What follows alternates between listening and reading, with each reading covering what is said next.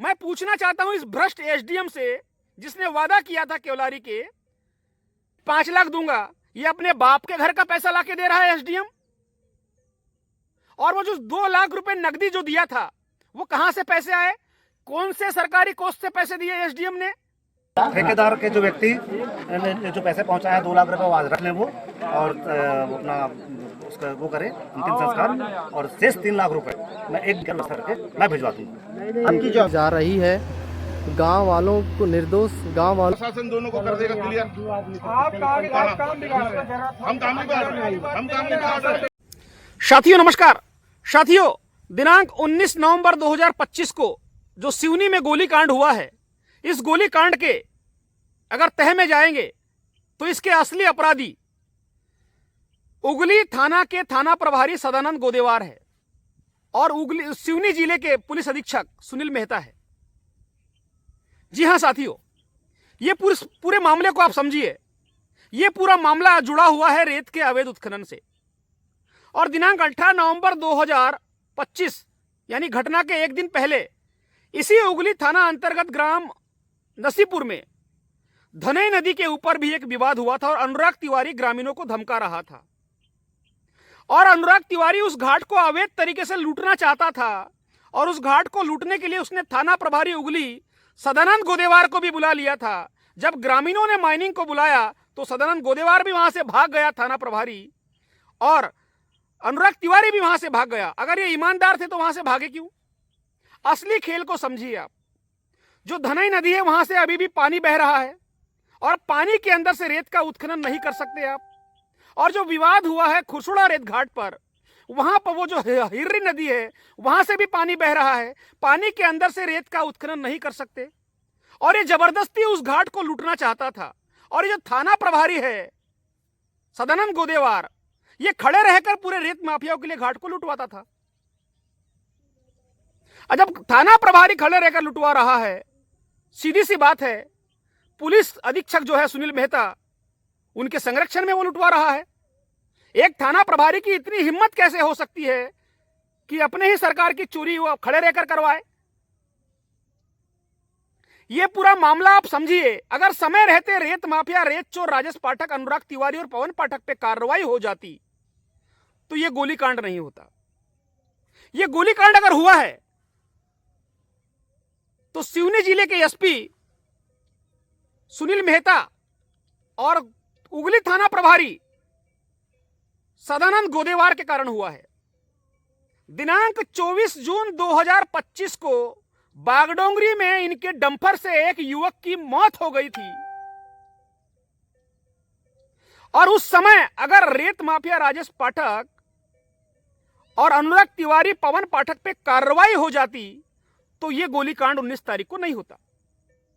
उस समय वहां स्पॉट पे एसडीएम पहुंचा, उस समय वहां के स्थानीय विधायक रजनीश पहुंचे और उन्होंने मृत जो बच्चा है, जो लड़का मरा है, उसके परिवार को 5 लाख रुपए देने की बात करी। और इन्होंने रिस्क लिया, विधायक ने और एसडीएम ने, कि हम पैसे देंगे, और तुरंत 2 लाख रुपए उनको कैश दिया। 3 लाख रुपए आज तक नहीं दिया है। मैं पूछना चाहता हूं इस भ्रष्ट एसडीएम से, जिसने वादा किया था केवलारी के एसडीएम ने कि मैं 5 लाख दूंगा, ये अपने बाप के घर का पैसा लाके दे रहा है एसडीएम। और वो जो 2 लाख रुपए नकदी जो दिया था, वो कहां से पैसे आए? कौन से सरकारी कोष से पैसे दिए एसडीएम ने? जाहिर है रेत माफिया से पैसे लेके दिए एसडीएम ने। और विधायक जो केवलारी के रजनीश, उन्होंने वादा किया ग्रामीणों से, आज तक वादा पूरा नहीं किया। स्वाभाविक है रेत माफिया से कोई मिली भगत होगी विधायक की। अगर समय रहते उगली थाना प्रभारी और सुनील मेहता ने उस समय कार्रवाई कर दी होती तो इनके हौसले इतने बुलंद नहीं होते और ये घटना नहीं होती। उल्टे सदानंद गोदेवार ने रेत माफिया राजेश पाठक, उसके बेटे पवन पाठक को बचाने के लिए बागडोंगरी में 17 ग्रामीणों के ऊपर मामला पंजीबद्ध करा दिया। जबकि उस वहां पर जहां बॉडी लेके वो बैठे थे रोड के ऊपर, वहां के विधायक रजनीश भी बैठा हुआ था। फिर रजनीश के ऊपर मामला पंजीबद्ध क्यों नहीं किया? हजारों की वहां भीड़ थी बैठी हुई बागडोंगरी में। वो हजारों की भीड़ को छोड़कर जो लोग रेत के अवैध उत्खनन का विरोध कर रहे थे, नदी बचाने के लिए लड़ रहे थे, उन 17 व्यक्तियों को चुन चुन के उसके ऊपर सदानंद गोदेवार जो उगली थाना प्रभारी है, भ्रष्ट अधिकारी, ने मामला बना दिया। अब तो नई जानकारी आई है कि सुनील मेहता और सदानंद गोदेवार थाना प्रभारी उगली इस मामले को पूरा तोड़ मरोड़ करना चाहते हैं। आज राष्ट्रवान में मैंने एक खबर देखा और उस खबर में कह रहा है रेत माफिया कि मैंने तो 13 तारीख को, हमने हमारे आदमी 13 तारीख को, 14 तारीख को, 17 तारीख को शिकायत की है। मैं दावे के साथ कह सकता हूं कि 13, 17, 14 तारीख को इनके द्वारा शिकायत नहीं की गई है। अगर आरटीआई लगाकर इस तारीख के सीसीटीवी फुटेज थाने की मांग ली जाए तो ये पोल पट्टी पूरी बाहर आ जाएगी। ये एक नया प्लान बनाया जा रहा है, नकली सबूत जुटाए जा रहे हैं और इस पूरे मामले को तोड़ मरोड़ करके रेत चोर, रेत माफिया राजेश पाठक, उसके बेटे पवन पाठक और अनुराग तिवारी को बचाने का यह पूरा फार्मूला फिट किया जा रहा है सदानंद गोदेवार के द्वारा और एसपी सुनील मेहता के द्वारा। अगर ये दोनों भ्रष्ट अधिकारी सिवनी में अगर रहे तो निष्पक्ष इस मामले की जांच हो नहीं सकती, क्योंकि ये रेत माफिया के साथ खड़े हैं। मैं डीजीपी महोदय भोपाल से फिर से निवेदन करूंगा, इन दोनों भ्रष्ट अधिकारी को हटाएं आप और इस मामले की उच्च स्तरीय जांच कराएं। ये दोनों अधिकारी ही इस अपराध और इस घटना के जिम्मेदार है। ये जो रेत माफिया, रेत चोर राजेश पाठक को ये बचा रहे हैं सुनील मेहता और गोदेवार, थाना प्रभारी उगली सदानंद गोदेवार, इस रेत माफिया के बारे में मैं आपको बता दूं, ये निहायत ही चोर आदमी है। इसका बेटा पवन पाठक चोर आदमी है। इन्होंने दिनांक 11 मार्च 2025 से लेकर 30 मार्च 2025 तक सिवनी जिले की रॉयल्टी काटकर बालाघाट जिले से हजारों डंपर की रेत की चोरी की। मैंने सारे सबूत बालाघाट जिले के एसपी और कलेक्टर को दिए और जीपीएस लोकेशन और मोबाइल लोकेशन जो रॉयल्टी में उल्लेखित नंबर है उसके आधार पर जांच करने के लिए कहा, मगर बालाघाट के प्रशासन ने उसकी जांच नहीं की।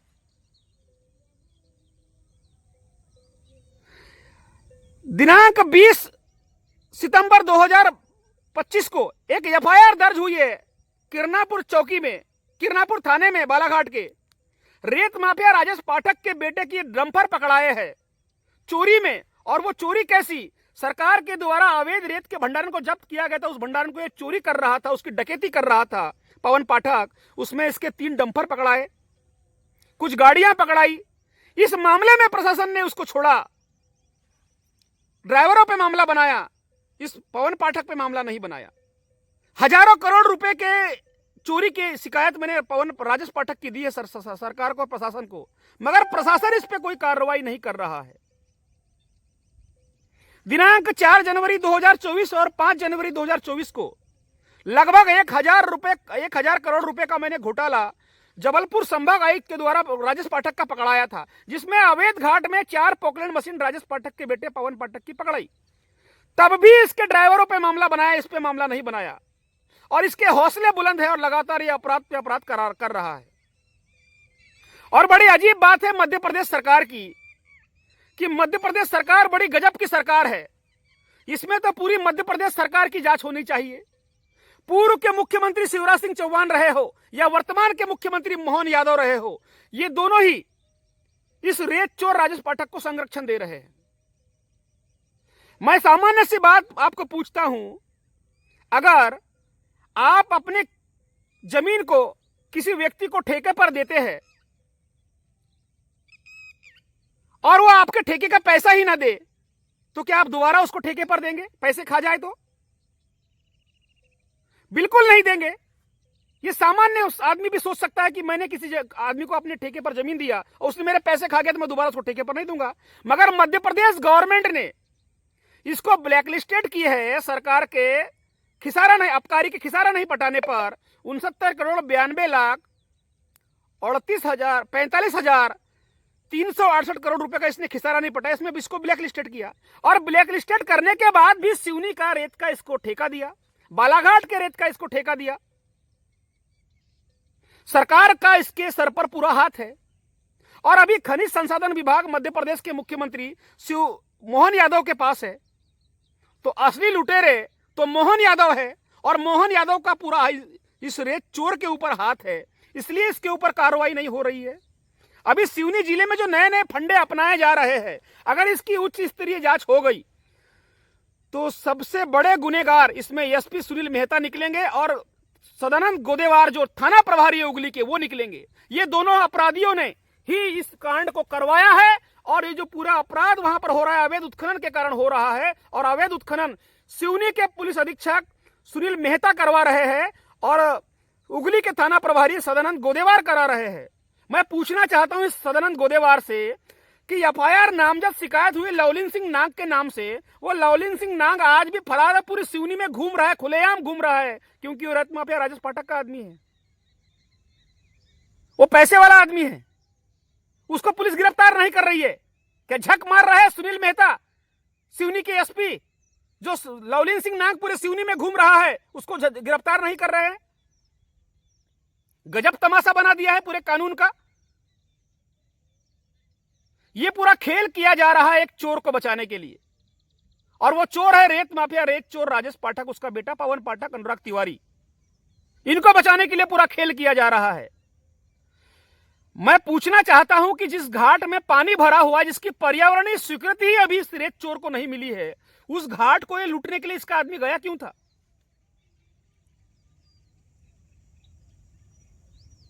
इस मामले की उच्च स्तरीय जांच हो जाए तो ये जो नकली सबूत जुटाकर दूसरा रूप देने की कोशिश किया जा रहा है सदानंद गोदेवार और सुनील मेहता के द्वारा, यह पूरा पर्दाफाश हो जाएगा। पूरा तहस नहस कर डाला है नदी को सिवनी जिले की, और सिवनी जिले की किस तरह से रेत चोर राजेश पाठक चोरी कर रहा है। लगभग 2000 करोड़ रुपए की सिवनी जिले से रेत सरकार के राजस्व की चोरी कर चुका है, और यह पूरा तमाशा सिवनी जिले के पुलिस अधीक्षक सुनील मेहता को मालूम है। अगर ठीक से इसकी उच्च स्तरीय जांच हो जाए तो सुनील मेहता जेल में होंगे, सदानंद गोदेवार जेल में होंगे। इसने चोरी किस तरह से की है सिवनी जिले से मैं आपको बताना चाहता हूं। सिवनी जिले से एक रॉयल्टी काटता है रेत चोर रेत माफिया राजेश पाठक, रतलाम जिले की, ग्वालियर जिले की, शिवपुरी जिले की और दूर के जिले की, और एक रॉयल्टी काटकर कम से कम 7 से 8 डंपर रेत सिवनी में ही बेचता है, सिवनी के आसपास बेचता है। ये डंपर वाहन कभी रतलाम नहीं गए, शिवपुरी नहीं गए, ग्वालियर नहीं गए, रीवा जिला नहीं गए। अगर इसकी उच्च स्तरीय जांच हो जाए तो लगभग 2000 करोड़ रुपए का यह मामला निकलेगा। इस तरह से पूरे जिले में चोरी की है राजेश पाठक ने, और इस पर पर्दा डाला है सिवनी जिले के एसपी ने और कलेक्टर ने। अगर ये लोग उसके ऊपर कार्रवाई कर देते थे तो आज ये घटना नहीं होती। पूरी खुली छूट दे रखी है सिवनी जिले के एसपी ने रेत चोर रेत माफिया राजेश पाठक को चोरी करने की, और इसलिए यह अपराध करते जा रहा है। मैं डीजीपी महोदय से पुनः निवेदन करूंगा कि आपके एसपी का वर्दी के प्रति कोई अब निष्ठा नहीं, आपकी एसपी की वर्दी के प्रति कोई निष्ठा नहीं बची है। इसको सस्पेंड करे, इसको वहां से हटाए, और पुलिस जो थाना उगली है वहां के थाना प्रभारी को तुरंत सस्पेंड करके वहां से हटाए, नहीं तो इस मामले को पूरा तोड़ मरोड़ करके नाश कर देंगे और फिर से सिवनी जिले की कानून व्यवस्था ये खराब करेंगे। 2 लाख नहीं, अब भी 3 लाख। अरे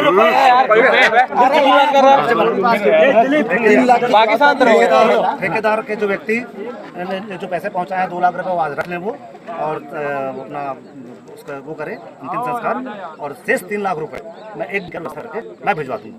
आपकी जवाबदारी, मेरी जवाबदारी, मेरी जवाबदारी। चलो सोनी जी, सोनी जी, ये सोनी।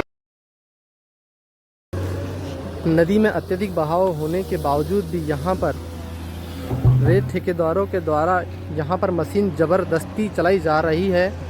गांव वालों को, निर्दोष गांव वालों को यहाँ पर जबरन धमका चमका कर 25-50 गुंडे लाकर यहाँ अवैध रूप से यहाँ काम किया जा रहा है। यदि यह वैध है अवैध, यह हमारे क्षेत्र के विधायक और इस क्षेत्र के अधिकारी लोग हमें बताएं। ग्राम सभा कितने लोग भैया? सरपंच साहब आपने खड़ा किया, सरपंच साहब का काम नहीं रोका। ग्राम सभा हम कल ले लेते हैं ना। ग्राम सभा 50-20 मेरे भैया 1300 वोटर से। 1 मिनट आप बुलाइए भैया। भैया आप ट्रैक्टर वाले को फोकस कर रहे हैं। ठीक है, आप प्रशासन बुला लीजिए, प्रशासन दोनों पक्ष क्लियर कर देगा आपका काम। मशीन जाएगी तो माइनिंग बुला दो, आप माइनिंग क्लियर कर देगी। हम दो पक्ष हो गए ना, आप काम करने वाले हैं, हम रोकने वाले हैं, आप प्रशासन बुला दो, प्रशासन दोनों को कर देगा क्लियर। आप काम बिगाड़ रहे हैं। हम काम नहीं कर रहे, हम काम नहीं कर रहे, हम काम नहीं कर रहे। आप माइनिंग बुला दो, पंचायत में आके मैं 10 बार आऊंगा, मैं एक बार नहीं, मैं 10 बार आऊंगा आपके आइए पास, ना, आप वहाँ आइए, आऊंगा। आइए, आइए। मैं उस दिन भी आया था, यहाँ लोगों ने जो हरकत की है ना कि नहीं हम तो चलाएंगे, 10 दिन बाद देखेंगे। मुकेश भाई ये बातें नहीं होती हैं। नहीं, आप आज भी वही बात हो रही है, कल भी वही बात हो रही है, पैसा सरपंच बात नहीं होता है। पानी बह रहा है।